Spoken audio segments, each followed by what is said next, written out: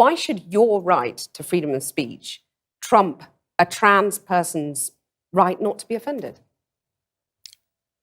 Because in order to be able to think, you have to risk being offensive. I mean, look at the conversation we're having right now. You know, like you're certainly willing to risk offending me in the pursuit of truth. Why should you have the right to do that? It's been rather uncomfortable.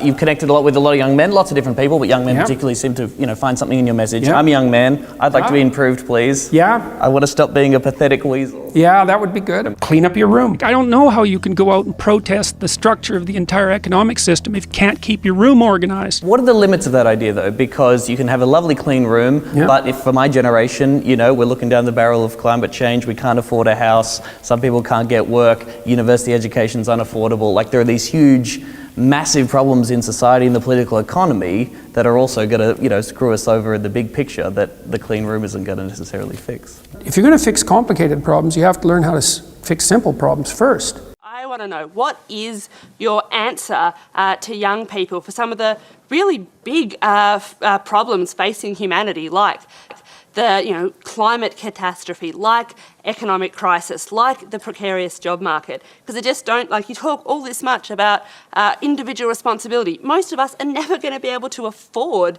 to have all of these assets to have responsibility over. So what is your advice beyond banal comments like clean your room? It's actually rather difficult to answer a question that ends with your comments are banal. Politely. I would consider that more of an opinionated personal and political statement than actually a question. So why don't you try reformulating that so that there's an actual question there? A trans woman is a real woman. I don't really like the way those questions are formulated.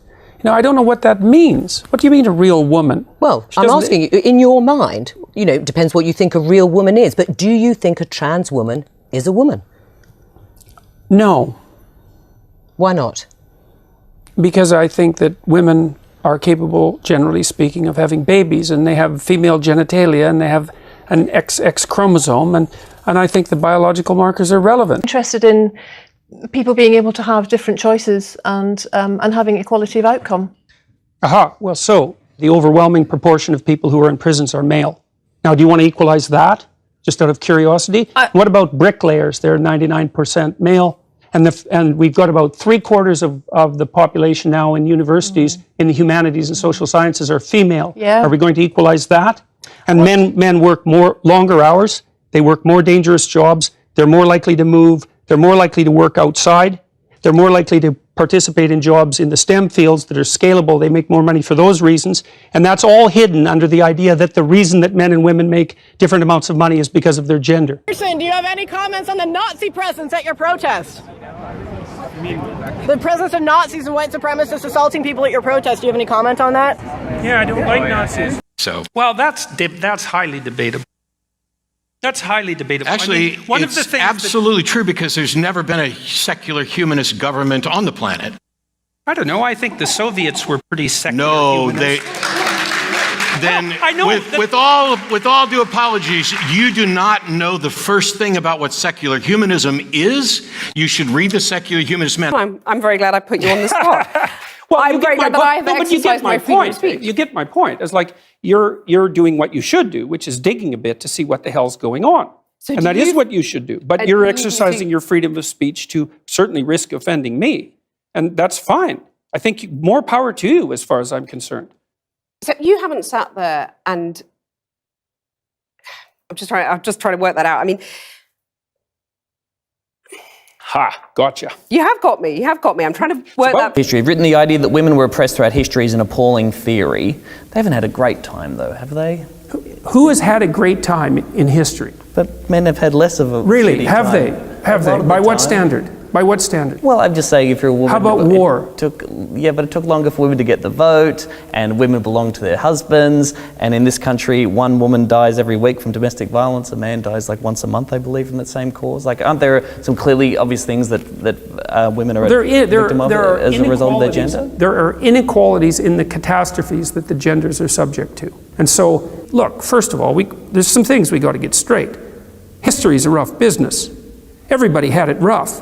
in 1895, the typical Westerner lived on less than $1 a day, which is absolute poverty by today's standards, right? And so people were brutally poor for almost the entire course of human history. It was rough. You say, well, did men or women have it worse? It's like, well, you know, that's a complicated question. But one of the things you can say is everybody had it pretty damn bad.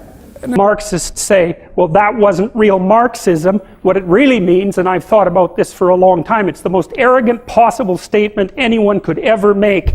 It means, if I would have been in Stalin's position, I would have ushered in the damn utopia instead of the genocidal massacres, because I understand the doctrine of Marxism and everything about me is good.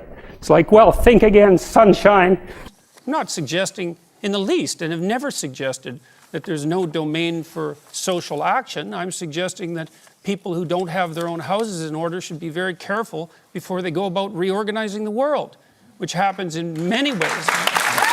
I see a backlash against masculinity and a sense that there's something toxic about masculinity. What is this idea of being over? Why is society overly feminized? Well, I didn't ever say that society was overly feminized. So if we're going to discuss my views, we should use my actual words. Women got full legal rights. They have the right to determine what language I use, especially when it's backed by punitive legislation.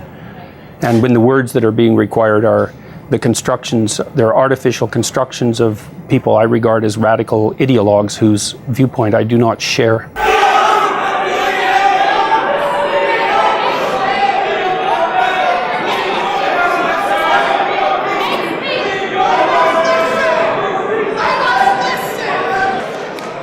That's pure narcissism at work, by the way. A question for Professor Peterson. Why do you feel that someone's personal gender identity and pronouns infringes your free speech? Can one not also argue, based on your interpretation, that professors can use racial slurs in their classroom and that the inability to do so would violate their freedom of speech? There's a difference between saying that there's something you can't say and saying that there are things that you have to say. And I regard these made-up pronouns, all of them, as the neologisms of radical PC authoritarians. Do you understand that? And I'm not a fan of that sort of person. And the reason I'm not a fan of that sort of person is because I've done my homework. I've read everything I can get my hands on in the development of authoritarian political systems, and I know the literature inside out and backwards. And I am not going to be a mouthpiece for language that I detest. And that's that. The whole patriarchy thing, I think you have no idea how pernicious and dangerous it is. Well, no, I don't. I really don't. Go on. Throughout history,